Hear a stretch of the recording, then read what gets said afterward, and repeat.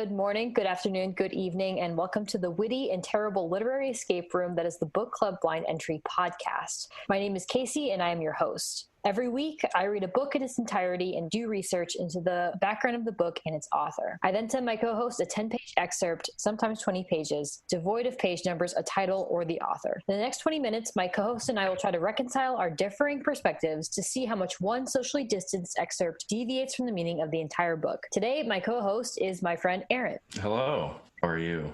Are you Aaron? Yeah, I'm Aaron Watson. I also go to Oberlin, but I don't know what I read. I'll tell you that much. You don't know what you read?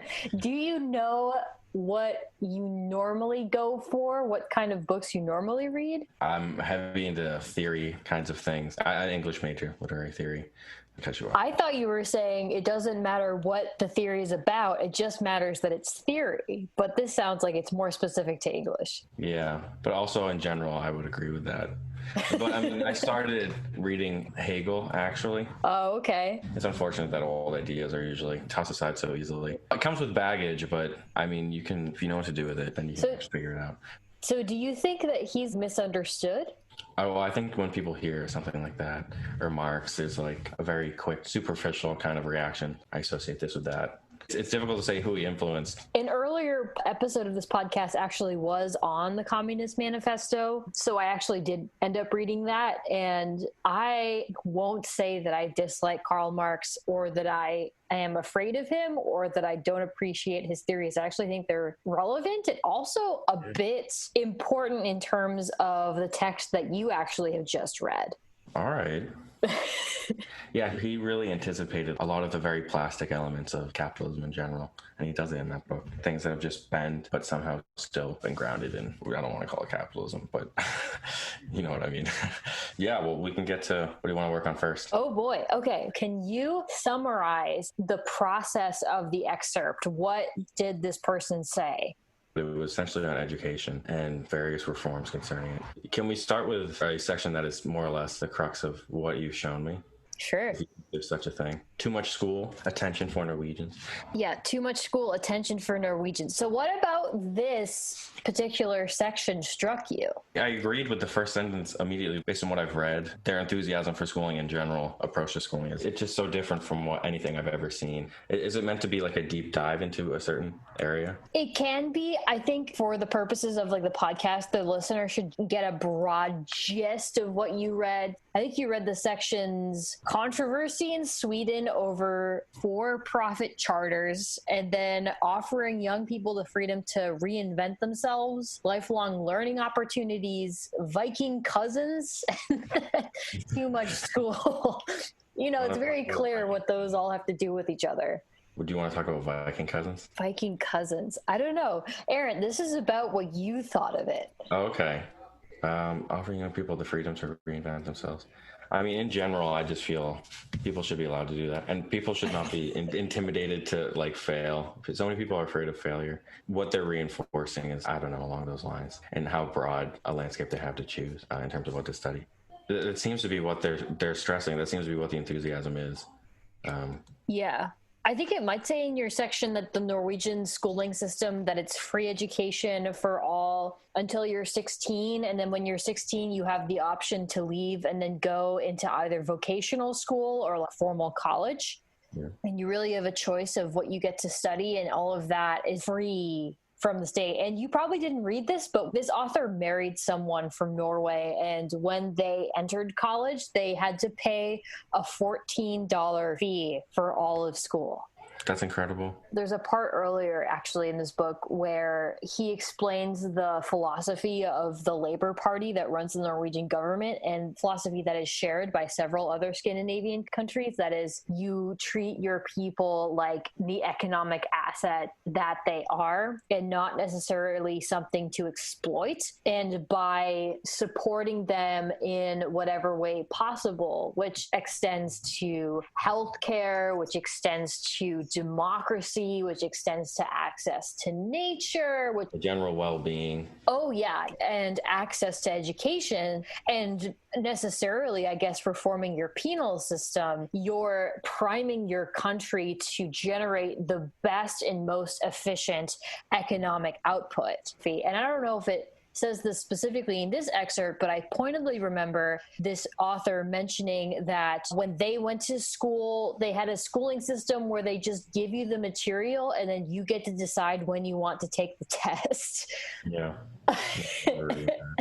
And the author was talking to their friend and she said, I'm going to be skiing a lot this winter while I am studying for like an MA in chemistry or something like that, right? Yeah. They just shed it for like I mean, it's good to have something laid out before you in something like a syllabus.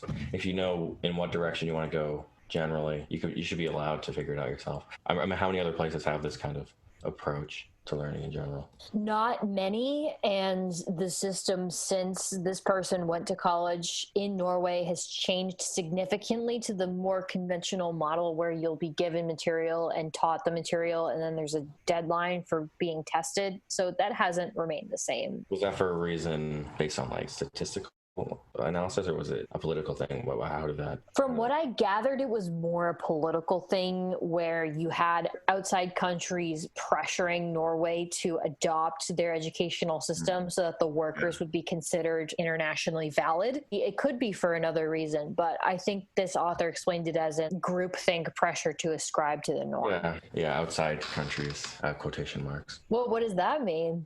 The U.S. is very involved when it comes to just foreign policy. I mean, they're just involved in such a way that's, I think, aggressive. And so many other people already do it, especially in the EU, Germany too, all of these. Yeah, I mean, when this person did bring up outside pressure in terms of not just education, but economic practices and specifically practices of austerity, where you would have capitalist companies arguing that a certain proportion of the population in devastating poverty was necessary to produce output, they were discussing other European countries. They weren't necessarily discussing the US. It was more like there was like a big company that came and offered to make a deal with a Scandinavian socialist country that was adopt economic practices, or the deal was off. And there was a lot of money on the table because of the force of the common consensus and because of the power that common consensus has in the country. They were actually able to reject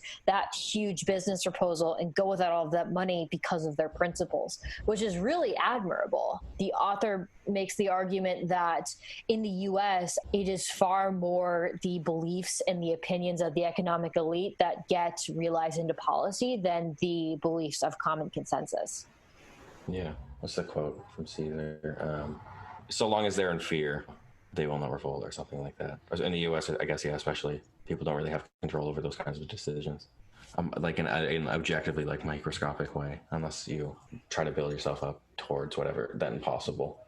Did this excerpt make you feel bad? It sounds like the discussion of socialist practices just reminded you a lot of everything that's fucked up economically and politically with the US. Yeah, it was just reaffirming so much to read something like that, because, I mean, most reactions to, descriptions of this sort and economic and political policy of this sort, like to Americans specifically, there are just too many superficial associations that, like, why is socialism a buzzword? Like, I don't understand. In general, I think the USA is a fantasy state, but we don't. So, it's a fantasy state? Yeah, I just believe that the majority of the population just lives in disbelief or disregard of how their country acts. Absolutely, I totally agree. And do you think socialism being a buzzword is a component of that, potentially? Yeah, it's just I think that's how the American machine functions. Like, somehow words become stuck. It's like an atom or a molecule just shaking around in a box, like, crazily. It can't get out of that box.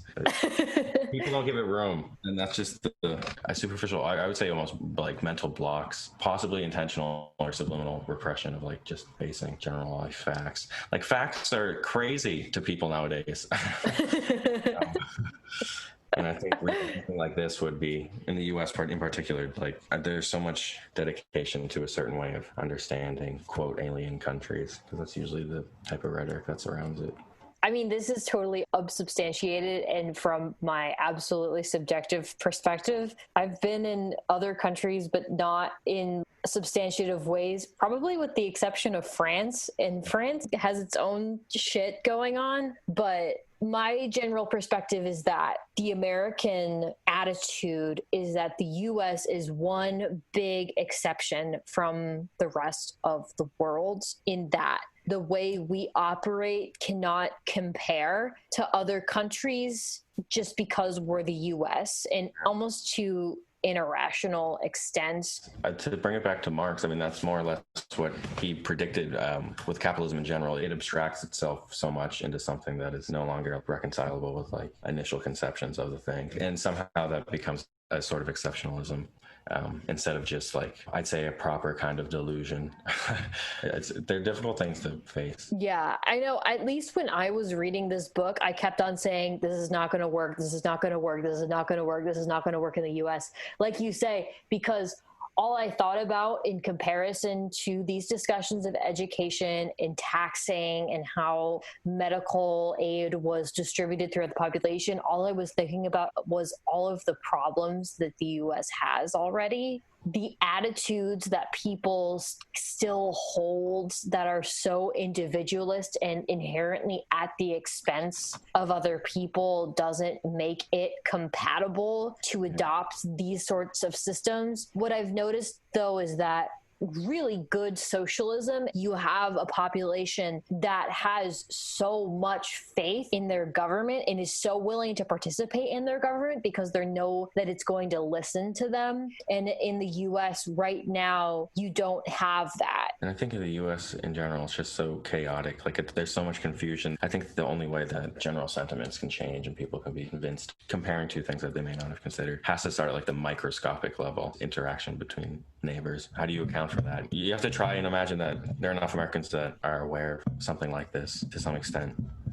From what I've noticed, at least in my hometown and also at our school, is that there has been a fair amount of banding together since the beginning of the coronavirus pandemic, but there hasn't necessarily been a search, I would say, outside of the Black Lives Matter movement to recognize that people are banding together on a national level. It's like, oh, well, it's just our town. Oh, well, it's just our school. Oh, well, it's just that the coronavirus pandemic made people feel more affinity for this particular group. I hesitate to doubt that there will be a much more broad bonding process that will happen between American citizens in genuine interest of creating a better government system and a better economy across the board, you know? And this book really made me think about that. And what I liked, actually, and what I thought also was very strange, is that this person who wrote the book is an American author, and they wrote this book for an American readership, which is really interesting, explaining all of these Scandinavian policies they would anticipate us not to invest in. So there's a whole chapter at the end of the book where they're like, I know you're an American and I know you have X questions, because when I presented this book at 56 conferences, all of these questions came up again and again and again, and here are my answers.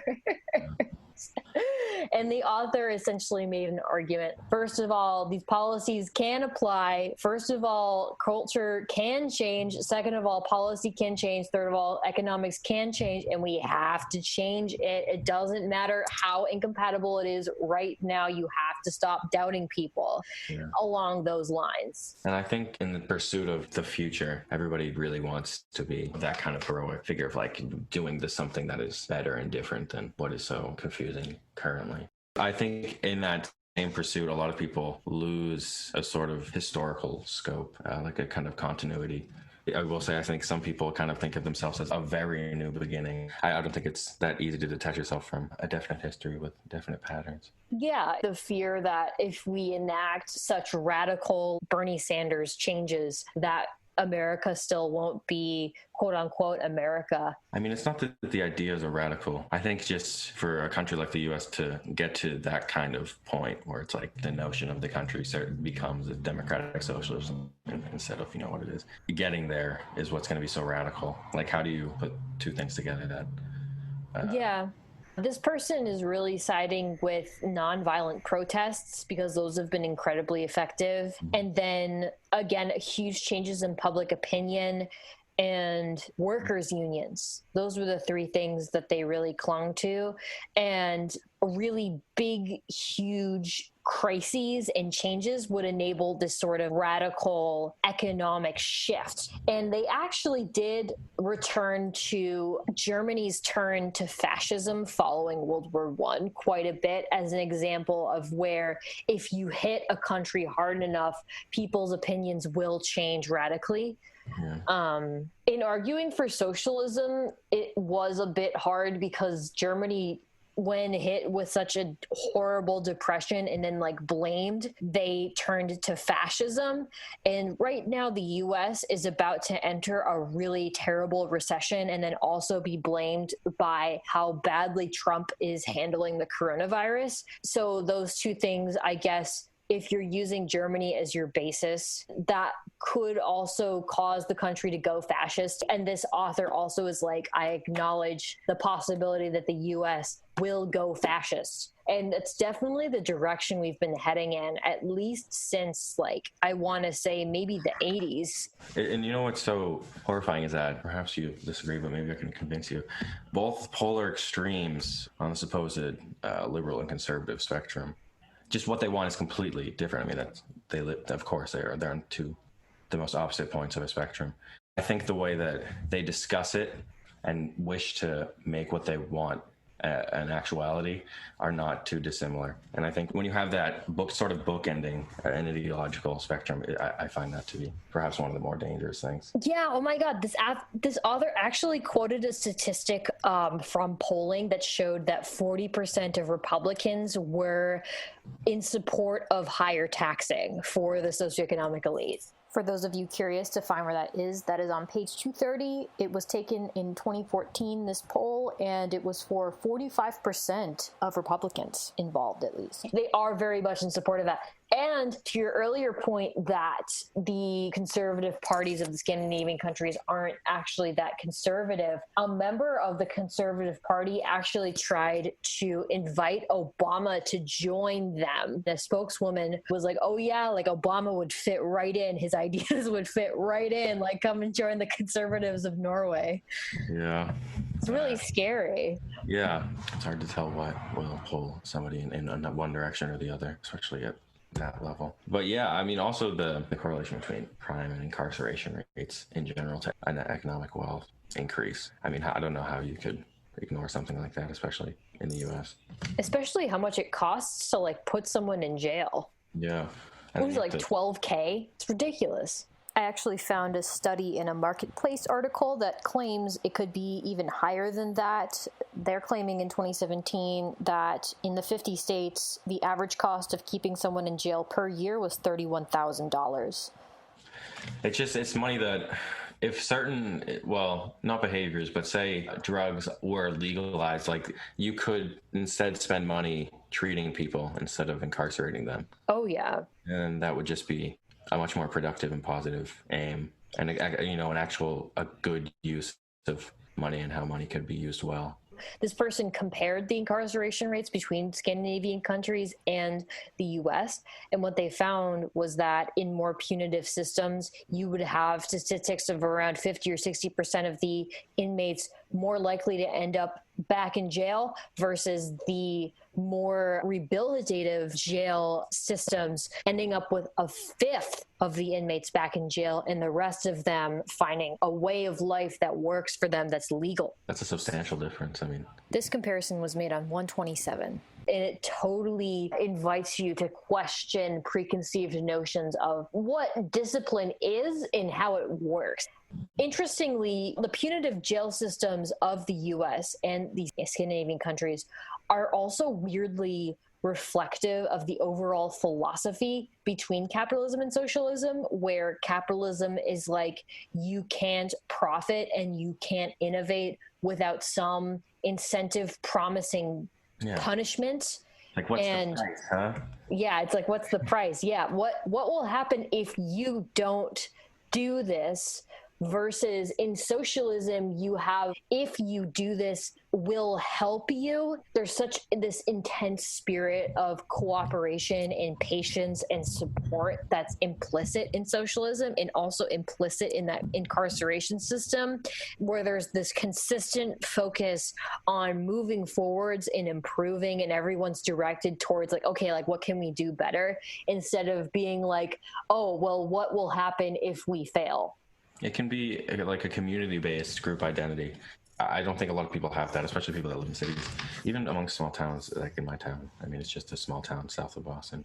It's hard to say there's a community that's exactly felt. And yeah, I think so many people are afraid to fail. I also think a lot of people are not willing to admit how much inadvertent and negational like danger their actions create while they're trying to do something, good. But that's an internal problem. And especially when it comes to reform, Americans are afraid of something. Or not all Americans, but it's like we're taught to not try because of everything that can go wrong. Yeah, and it's especially because you're immediately told your identity is somehow associated with capitalistic success rates. When that becomes your identity, I mean, everything is like a moral trial when it comes to how you make money and what you do with your money. And especially when you have a group, like if you have like a community, then you can just make decisions which are just objectively better for the community instead of, a much more oriented. I mean, I don't think that should be. I think people are afraid that they can't be individuals with socialism. But yeah, so I guess one thing I was really wondering is when you were reading this excerpt, could you tell when it was written and what the nationality of the author was? Because I told you the author was American, but before, would you have guessed that? Nothing about it syntactically is complex in terms of like the English that is being used. I mean, I guess could be American, but also could be anybody else. Depends how you learn the language. But I mean, now that you say that, that makes a lot of sense. I think it's important that it's so more or less direct. Listen to Americans at the end of the day. That's how you're going to reach them. Short and sweet. Yeah, I knew it had to have been published within maybe the past 3 or 4 years. You're really right. This was published in 2016. So yeah, it's all still very relevant. Yeah, please tell me the name. I mean, now there's a book for me to read. Ooh. So this book is called Viking Economics. It was written by George Lakey. And what's interesting about the term Viking economics is that the Vikings were like pirates and not exactly socialists. They were villains. I do think that is, in your words, a big buzzword to get people's attention, to get people to read the book. Like, ooh, like how did the Vikings trade? And then they're like, wait, what is this about? I don't want to read about taxes, but but you're gonna. But you're gonna. You know how people can be in college. They use names and phrases to get people to go, but not many people are willing to you have to give yourself over to something and be willing to do that. And perhaps it will frighten you. But then once you've reached through whatever it is you decided to do, or maybe we're even forced to do in a class or something, you forget it. It just sort of becomes a part of the way you think. In particular, phenomenology, the philosophical study of just decision-making, essentially. Scientific cognition, that's a Hegelian idea. Like just to think and make decisions as objectively as possible, even though when things that make sense within, for an American within the U.S. and for in Sweden within Sweden. But yeah, okay. Shit, I think we've been on the phone for a long time, so we should probably wrap up. All right, well, thank you so much, Aaron. I'm assuming that you'll read this book after you've read this excerpt. It sounds like I've really won you over. Probably buy it or find a PDF. Yeah, please do. I mean, I assume that you'll probably be supporting George Lakey by doing this. He's a professor in sociology. He's a cool guy. But yeah, well, thank you so much, Aaron. I really appreciate it. All right, guys. Well, this has been Book Club Blind Entry. Thank you so much for listening, and I will see you very soon with a new co-host and a new book.